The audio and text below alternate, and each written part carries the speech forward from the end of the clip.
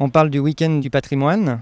Et là, surprise, c'est écrit week-end du matrimoine. Notion de matrimoine qui est portée notamment par l'association HF Aura, qui est partenaire avec nous pour ce week-end. C'est l'idée de valoriser les œuvres des femmes créatrices qui ont été oubliées par l'histoire. Pas être que sur le patrimoine auquel on associe à tort patrie, mais être sur une question aussi d'héritage culturel commun. Oui, on connaît Mozart, Beethoven, etc., que des hommes, et vous justement, vous essayez de mettre la lumière sur des femmes compositrices.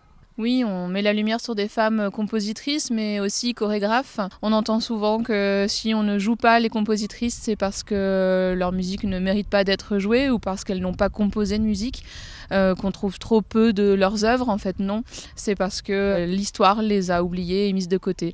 Ces journées du matrimoine sont donc l'occasion de remettre au goût du jour, ou en tout cas de valoriser ces femmes qui ont été créatrices, qui ont jalonné l'histoire de la musique et de la danse. Le Conservatoire national supérieur et musique de danse de Lyon s'est doté l'année dernière, donc en juin 2018, d'une charte éthique d'égalité entre les femmes et les hommes.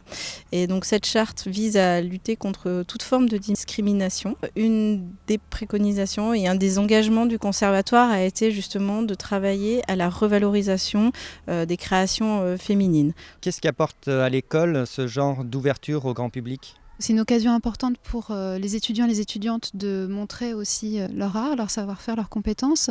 Eux-mêmes, ça leur a aussi permis de chercher du répertoire de compositrices, de chorégraphes femmes. Et puis, c'est effectivement l'occasion d'accueillir du grand public, le plus grand nombre, pour découvrir ce lieu et tout ce qui s'y passe tout au long de l'année également, puisque le focus est là ce week-end sur le matrimoine, mais c'est aussi les présentations des étudiants qui se font toute l'année. Il y a à peu près 400 événements qui sont ouverts à tous les publics. Il y a un site, le site du conservatoire, cnsmd-lyon.fr, où tout le monde pourra trouver le programme de la saison publique.